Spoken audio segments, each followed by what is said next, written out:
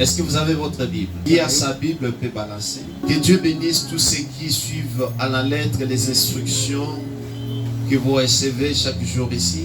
Les orientations que nous vous donnons, frères et sœurs, c'est important pour votre croissance spirituelle. Faites l'effort de vous acheter une Bible et une autre bloc. Et vous devez chaque fois, frères et sœurs, avoir le temps de méditer la parole de Dieu. Tout enfant de Dieu doit avoir le temps de communier avec la parole de Dieu. Parce que la parole de Dieu est l'autorité de Dieu dans la vie du chrétien. Amen. Lorsque vous acceptez la parole de Dieu, vous acceptez de vous soumettre à l'autorité de Dieu. Ce matin, nous voulons parler de l'église du Seigneur. Je pense que nous avons l'habitude de dire que je vais à l'église. Les gens savent également que nous sommes allés à l'église, nous partons à l'église. C'est un sujet que j'aime beaucoup parler au peuple de Dieu. Parce que de nos jours, les gens n'ont toujours pas la maîtrise de ce qu'est réellement l'église du Seigneur. Certes, nous nous rendons à l'église, mais nous devons savoir c'est quoi l'église du Seigneur.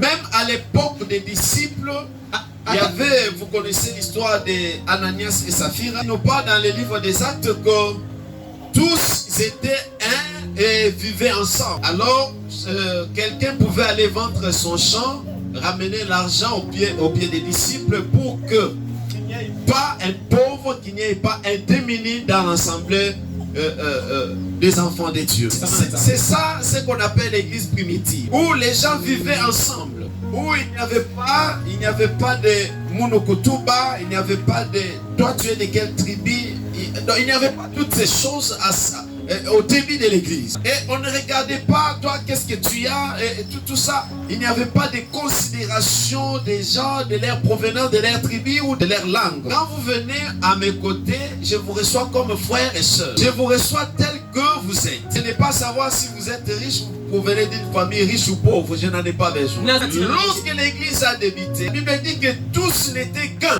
Ils partageaient le pain, ce qu'on appelle le pain fraternel. Et la Bible dit qu'il y avait une grande grâce qui descendait, se reposait sur eux tous. Et cette grâce qui descendait distribuait beaucoup de bénédictions, guérissait ceux qui étaient malades et des miracles se produisaient. Alléluia. Amen. Vous savez, dans l'église, lorsque nous nous aimons, lorsque nous sommes unis, lorsque nous partageons le pain quotidien, Dieu est dans la joie. Le ciel est à notre faveur. Quelqu'un qui était malade peut être guéri automatiquement par le fait que nous nous aimons, par le fait que nous mangeons ensemble, par le fait que nous sommes devenus une seule personne. Bien-aimés dans le Seigneur, à cette époque, au commencement de l'église, il y avait des grands miracles qui se produisaient parmi les enfants de Dieu. Il y avait un courant où les gens s'étaient réunis autour de la parole de Dieu. Ils aimaient entendre la parole de Dieu. Ils aimaient mettre la parole de Dieu en pratique. Ils avaient accepté de tout leur cœur cette parole. Ce qui avait fait obligé de leur réunion quotidienne. Vous savez, frères et sœurs, lorsqu'on n'a pas peur de l'église, on peut récolter la malédiction toute sa vie. Mais pourtant, cette époque, les gens avaient beaucoup de considération pour l'église. Ananias et Saphira se sont convenus, c'est-à-dire lui et sa femme, pour vendre leurs champs et amener l'argent auprès des apôtres. Ils ont vendu. Alors, lui et sa femme se sont dit non, bon, pourquoi donner tout cet argent? Garder une partie. Alors ils sont allés au pied des apôtres. Au lieu de leur dire la vérité, sur ce que nous avons vendu, nous avons prélevé une partie pour nos propres besoins. Ils ont dit que c'est tout ce que nous avions comme fruit de notre vente. Alors Ananias a été frappé sur le champ. Il avait amené les mensonges devant l'ensemble des saints. En même temps, sa femme était derrière. Et au lieu de dire la vérité, il lui a posé la question. C'est tout ce que vous avez vendu. Oui, c'est tout ce que nous avions récolté comme fruit de notre vente. On lui a dit, mais maman, tu as menti, regarde ton mari, on est en train de l'amener pour l'enterrer, il a menti, Dieu l'a frappé. Du coup, la femme aussi était morte sur place. Pensez-vous que le Dieu qui a agi contre Ananias et Saphir a changé? Il n'a pas changé. Il est le même hier, aujourd'hui, éternellement. Les gens disent que nous sommes au temps de la grâce, Dieu ne peut pas frapper. Dieu ne peut pas vous frapper du coup. Sachez-le que il y a aussi les jugements. Mais est-ce que vous serez vraiment en mesure de vaincre devant les jugements de Dieu? Je disais à un prophète, il est quelque part ici. Je lui ai dit, bien aimé, vous devez toujours faire attention. Vous qui êtes prophète, prédicateur, vous vous tenez devant les gens pour parler, vous devez toujours faire attention. Que un jour, vous allez vous tenir devant le trône de Dieu pour rendre compte de tout ce que vous avez dit devant les gens.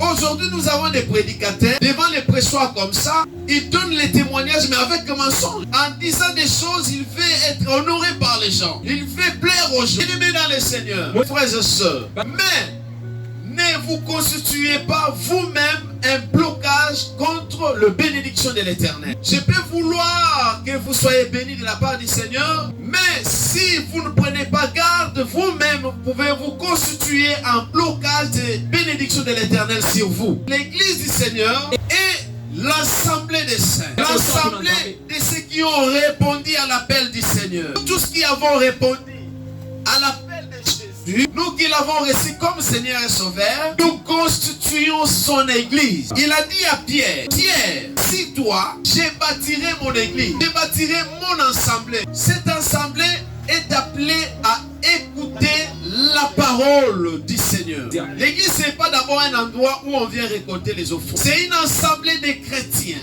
Lorsqu'on parle des chrétiens qui a quitté le monde pour répondre à l'appel du Seigneur, qui vivait dans le monde, qui obéissait au principe du monde, ça c'est un païen. Un païen n'a rien à voir avec la parole de Dieu. Un païen n'a rien à voir avec l'église.